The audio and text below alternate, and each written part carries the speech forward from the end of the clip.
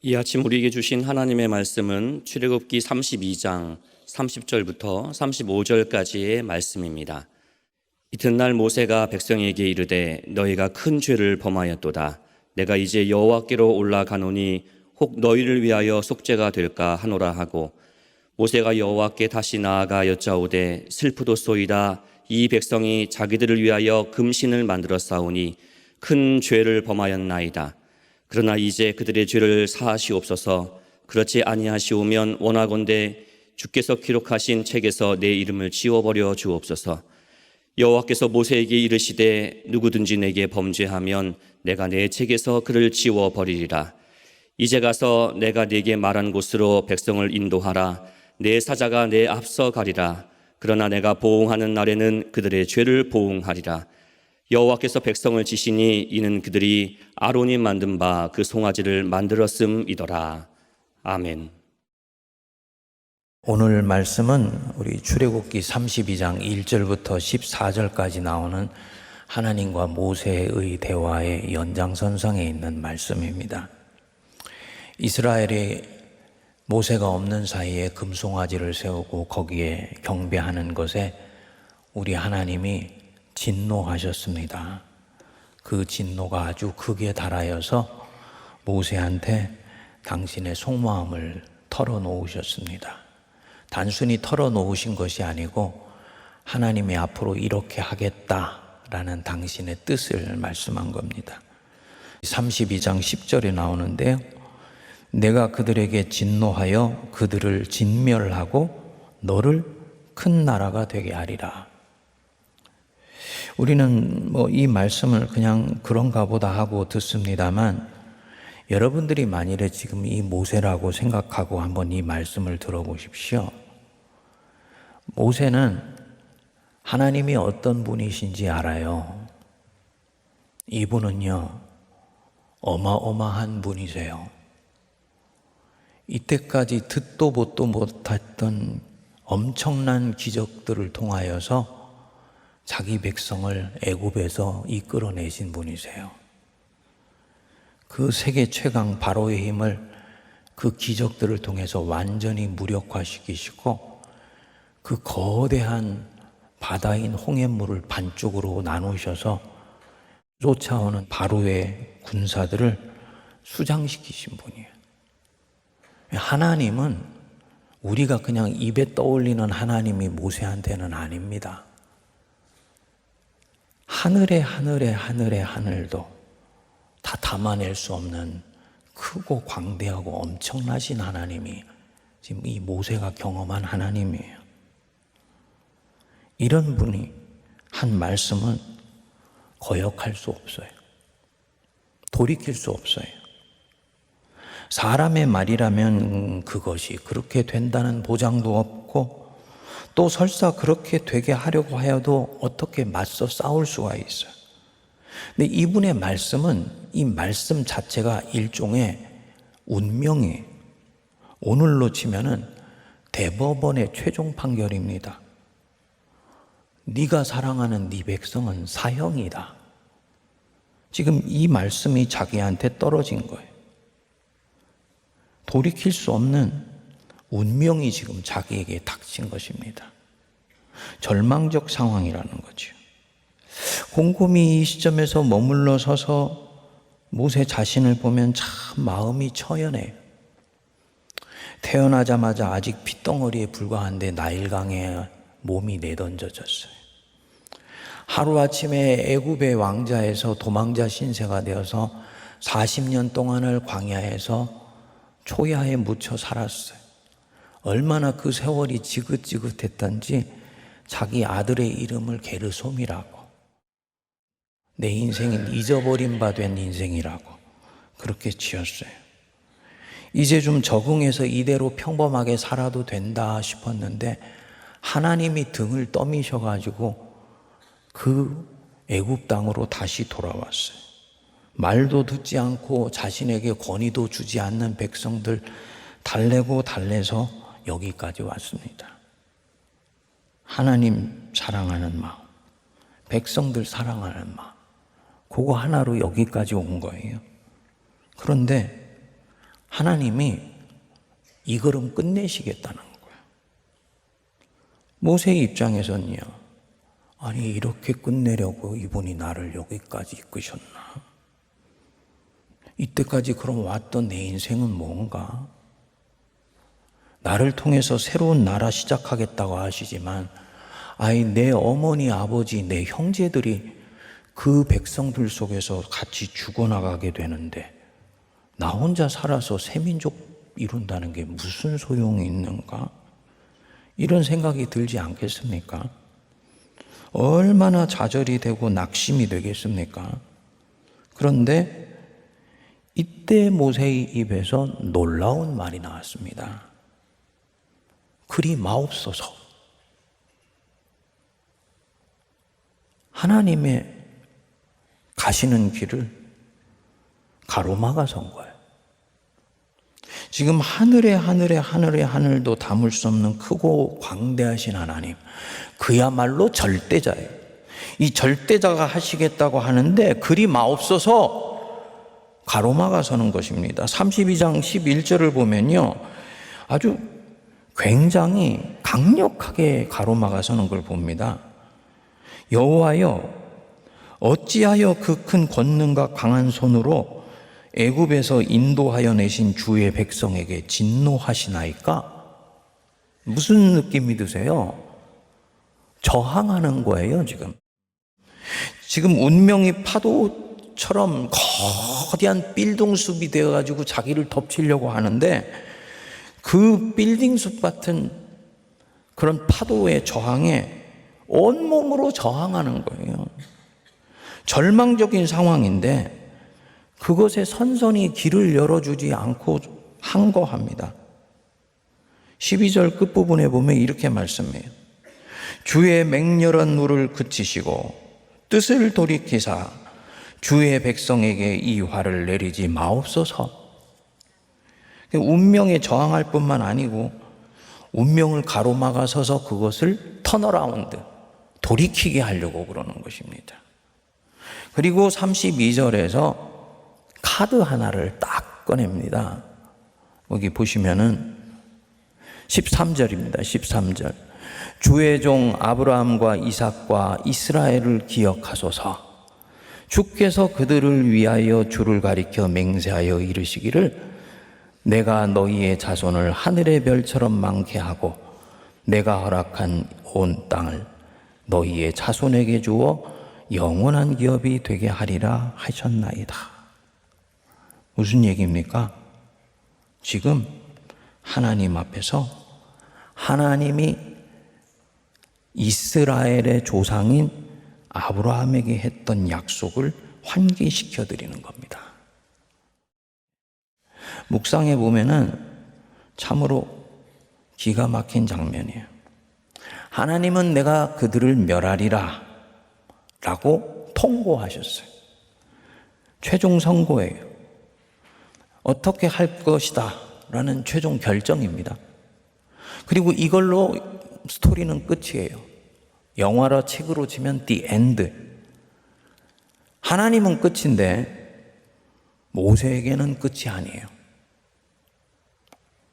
그렇게 하기에는 아직 끝나지 않은 뭔가가 남아있다고 모세는 보기 때문입니다.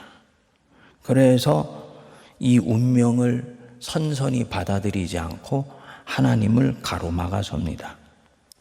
묵상하면서 이미지가 하나 떠오르더라고요. 낭떠러지에서 누가 뒤에서 확 밀어서 끝없이 추락하고 있어요. 누가 밀쳤게요? 하나님이 밀쳤어요. 이 상황은 하나님이 밀치시는 거예요. 내가 너희들 진멸하리라. 하나님이 밀치신 거예요. 하나님이 이 운명의 주도자시니까. 그러면은 우리는 생각하지. 하나님이 지금 우리를 끝내시겠다고 이 낭떠러지에서 밀쳐버리신 거구나. 이것은 저항할 수 없는 운명이고 최종 사형 집행이구나. 내가 할 수 있는 것은 아무것도 없구나. 그냥 추락해서 죽는 게 내 운명이구나. 이렇게 생각하게 되는 거죠. 하나님이 하시는 거니까. 그런데 모세는 하나님이 지금 밀쳐서 떨어지는데 생각이 달라요. 추락하는 그 순간에도 소망을 갖는 거예요. 하나님이 나를 반드시 바치실 것이다. 아니, 하나님이 떨어뜨리셨는데 하나님이 나를 바치신다고요? 예.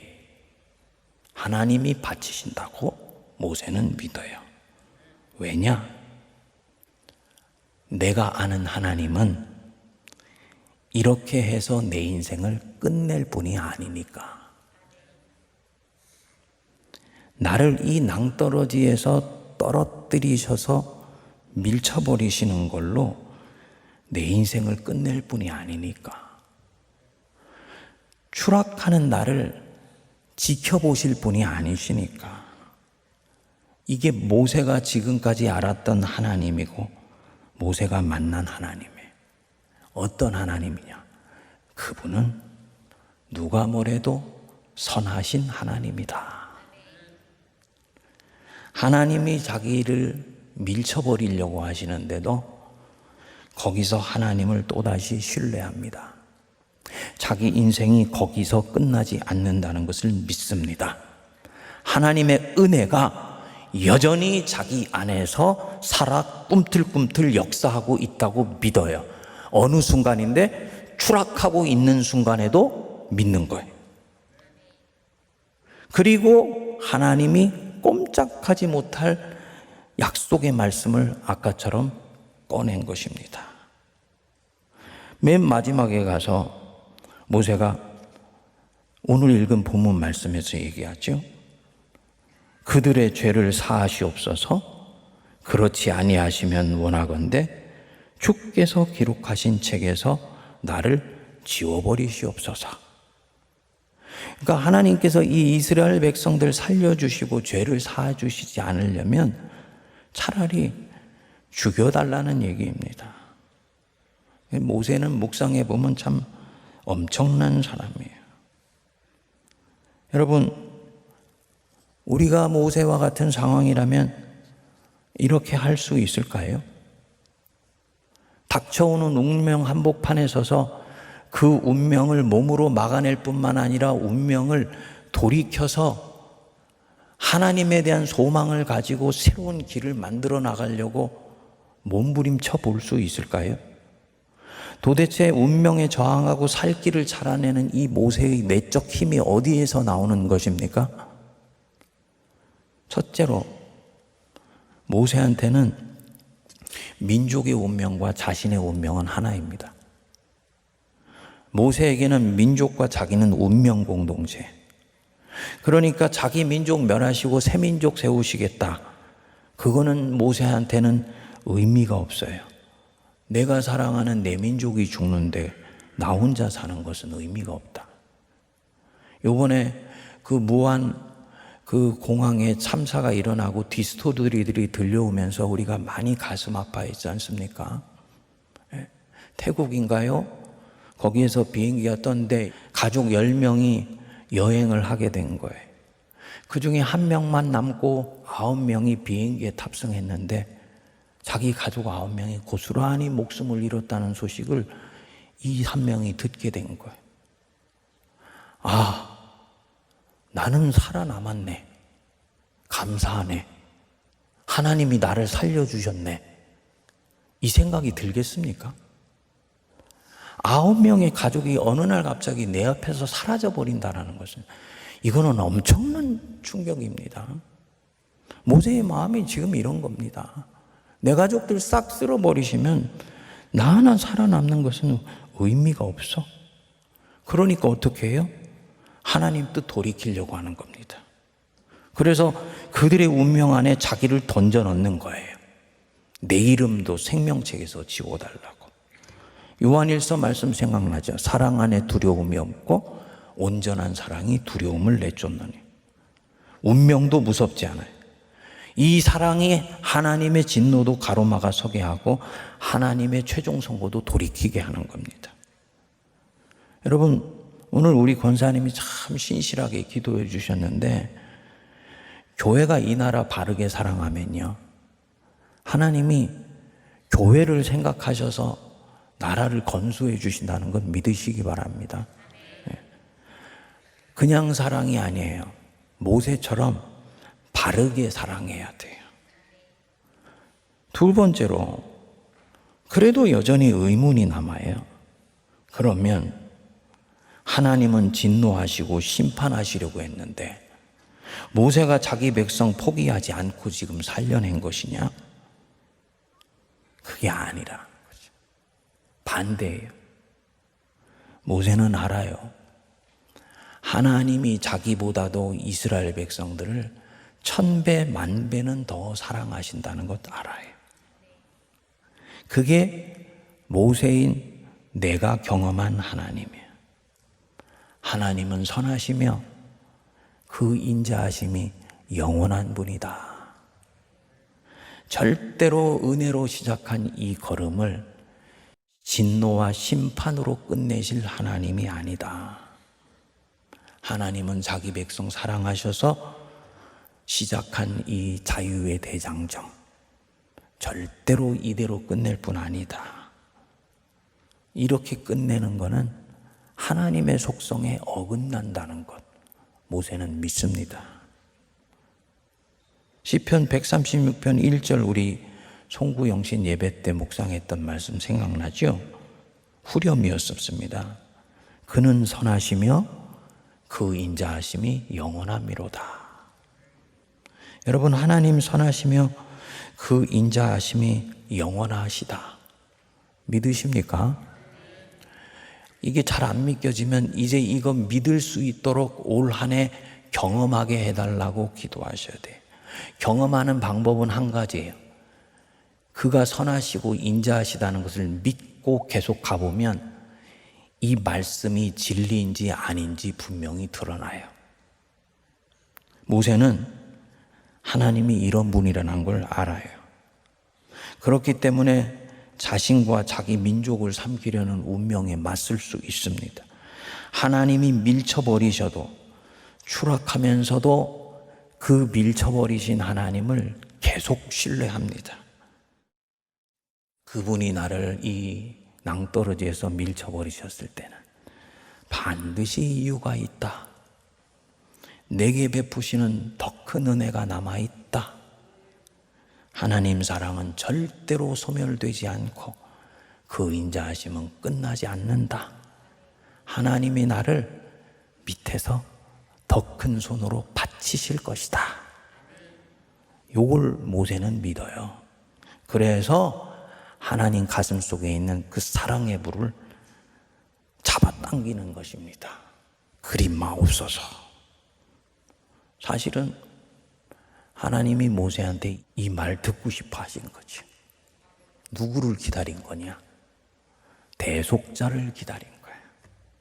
모세, 네가 네 백성 위해서 대속의 눈물을 흘려주길 바란다 하는 마음으로 주님이 이렇게 말씀하셨던 거예요. 그러니까 결말을 이렇게 알고 보면 다시 돌이켜와서 떠올랐던 그 이미지, 추락하는 내 인생, 그 추락이 아니었던 거죠. 그냥 그것 또한 과정이었던 거죠. 주님의 사랑 안에서 잠시 추락하는 것 같이 보일 수 있지만 영원히 추락하는 인생은 절대로 없는 거예요. 로마서 8장 35절 말씀했습니다. 누가 우리를 그리스도의 사랑에서 끊으리요?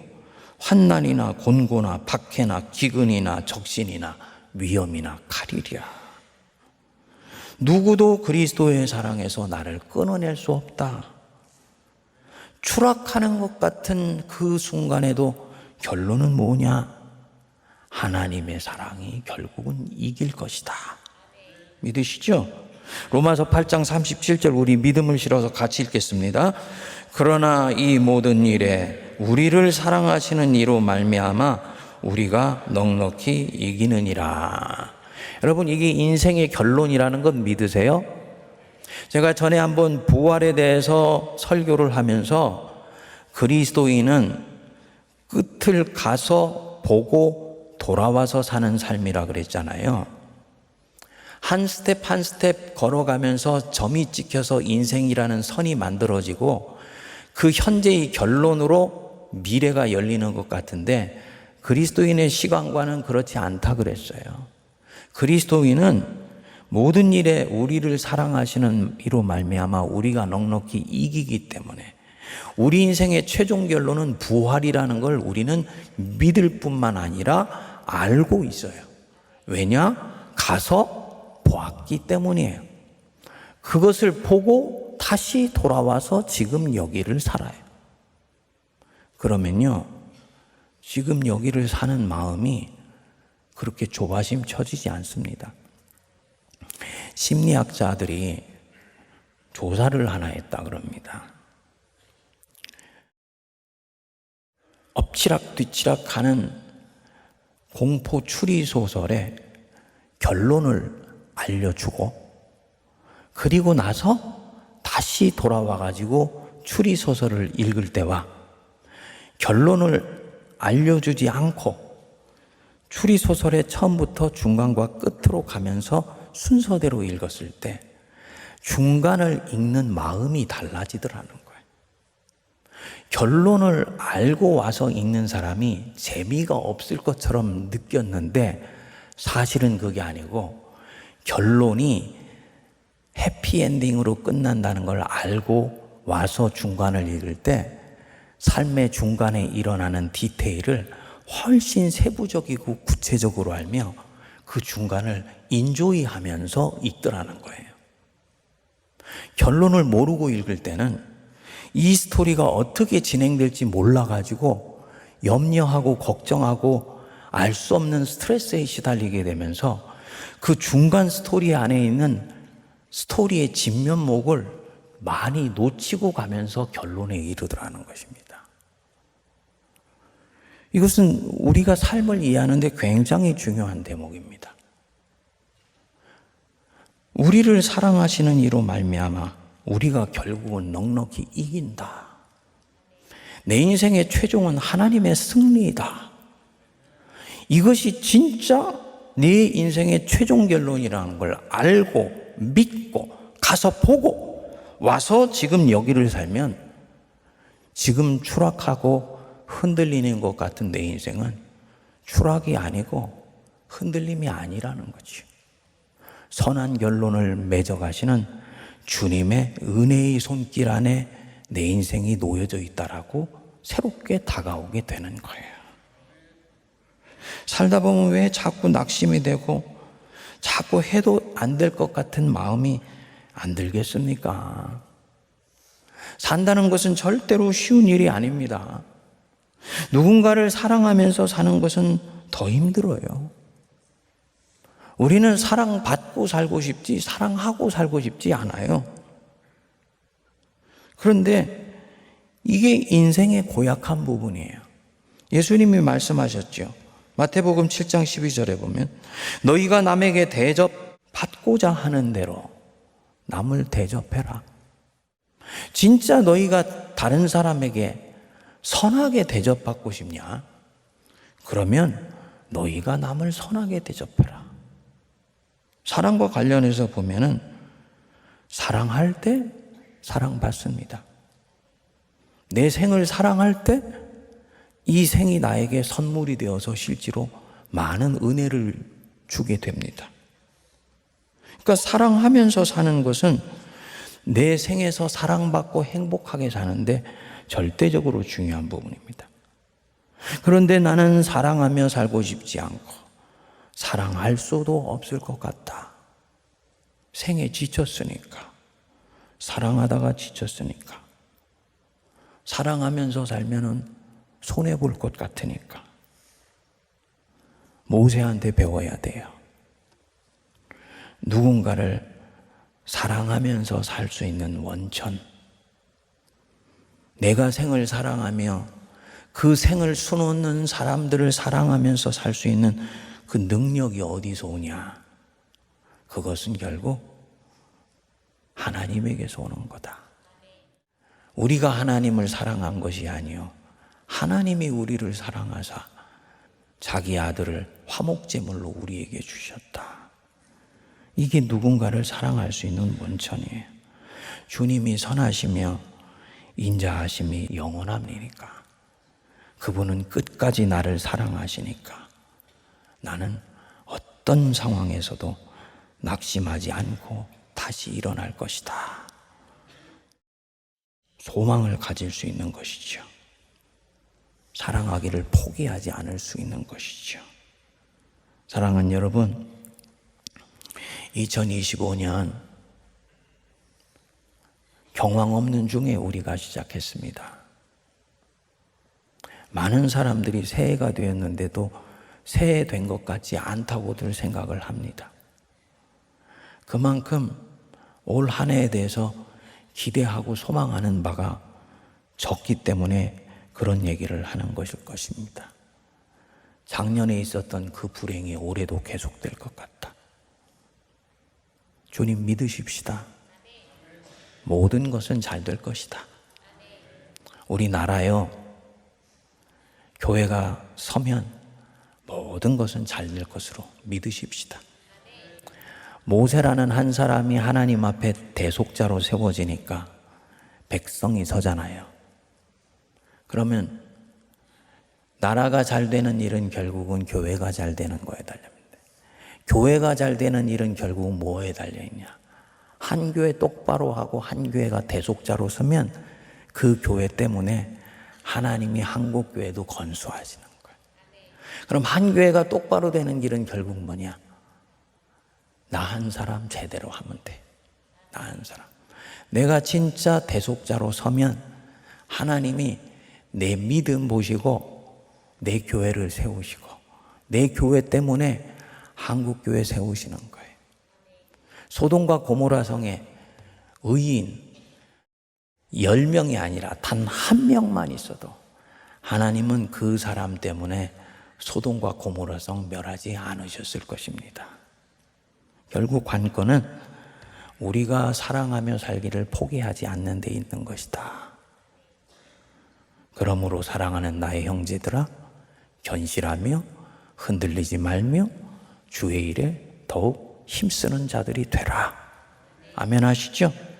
우리가 선을 행하되 낙심하지 말지니 포기하지 아니하면 때가 이름에 거두리라. 마귀가 괜히 쓸데없이 내 안에 찾아와서 속삭이잖아요.